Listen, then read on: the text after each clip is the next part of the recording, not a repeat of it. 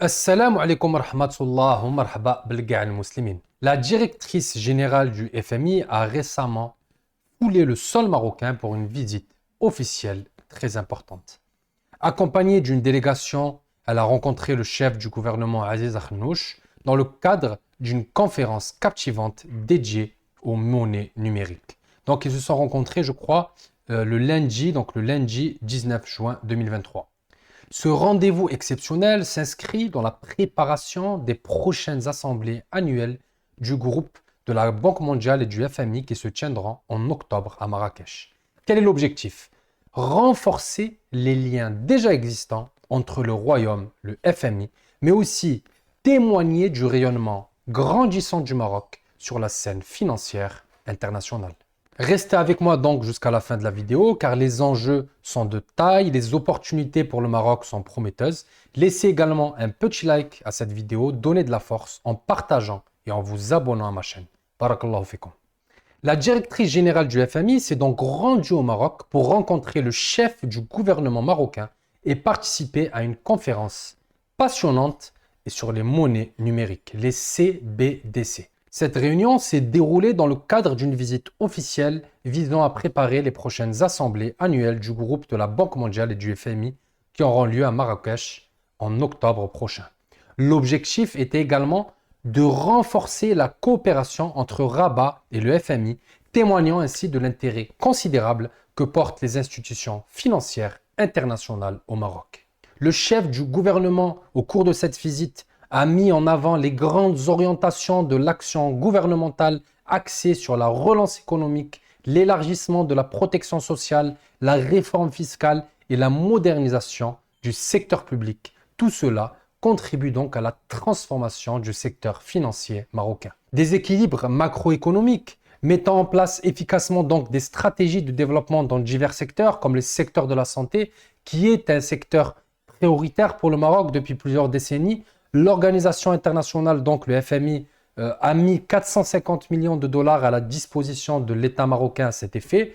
Depuis l'accession au trône de Mohamed Sadis Laïmsro en 1999, la santé occupe une place prépondérante avec pour objectif de prodiguer des améliorations significatives.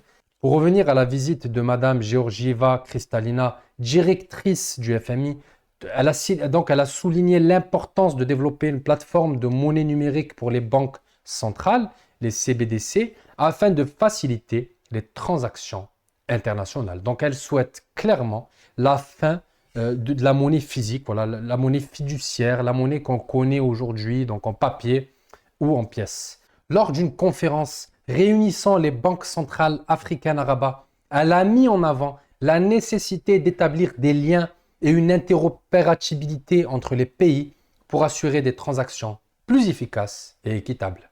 Elle a déclaré, je cite, les CBDC, donc les monnaies virtuelles ou les crypto-monnaies affiliées aux banques centrales, ne doivent pas connaître de frontières nationales. Pour plus d'efficacité, pour plus d'équité, nous devons créer des systèmes qui connectent les pays et qui favorisent l'interopérabilité. Cette volonté d'abandonner l'argent physique est également partagée par Abdellatif Jouhari, qui est le wali de la Banque El Maghreb, donc une personnalité très importante marocaine, qui a lancé un appel sans équivoque à la modernisation des systèmes de paiement au Maroc.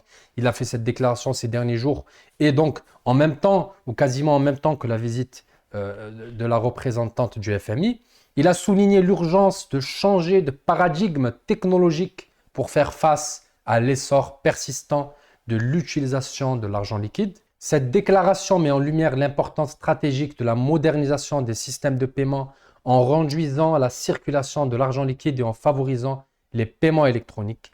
Le Maroc renforcerait sa résilience économique, combattrait les activités illicites et améliorerait la transparence financière. Donc la visite de la directrice du FMI au Maroc a été un événement important qui a suscité un intérêt à l'échelle nationale et internationale. Le Maroc est donc devenu un acteur majeur dans la promotion de la coopération régionale et de l'intégration économique en Afrique. Son engagement dans la création d'une plateforme de monnaie numérique CBDC pour les banques centrales reflète sa volonté de jouer un rôle de leader dans le domaine financier, notamment en Afrique de l'Ouest. En conclusion, la visite de la directrice générale du FMI au Maroc représente bien plus qu'une simple rencontre. C'est une étape cruciale dans le renforcement des liens économiques et financiers. C'est une reconnaissance également des progrès accomplis par le Maroc. C'est des preuves de son rayonnement grandissant sur la scène régionale et internationale. Cette visite ouvre de nouvelles portes pour le pays, offrant des opportunités de coopération et d'investissement pour le Maroc. Le royaume se positionne désormais comme un acteur clé dans la région, prêt à jouer un rôle prépondérant dans la promotion de la coopération régionale, de l'intégration financière et économique en Afrique. Cependant, il est important de garder à l'esprit que des défis subsistent, que des efforts sont nécessaires pour assurer une croissance économique durable, réduire les inégalités persistantes, régionales et sociales. Le Maroc doit persévérer dans ses réformes, diversifier son économie, favoriser l'innovation et créer un environnement propice aux investissements. Le Maroc a toutes les cartes en main pour tracer sa voie vers un avenir prometteur. La visite de la directrice générale du FMI est une étape dans cette trajectoire, mais elle n'est qu'un chapitre parmi d'autres. Le véritable défi consiste maintenant à transformer les opportunités en actions concrètes, à consolider les acquis et à continuer sur cette voie de progrès. Ainsi, restant optimiste et tourné vers l'avenir, le Maroc est résolument engagé dans sa quête de développement et avec la détermination et la volonté de réussir. Comptez sur moi pour vous tenir au courant des avancées financières, économiques, géopolitiques du Maroc. Laissez-moi un petit like pour saluer mon travail et pour saluer les ambitions du Maroc. Partageons ensemble cet enthousiasme du Maroc pour un avenir prospère et rayonnant, malgré les défis, malgré les problèmes.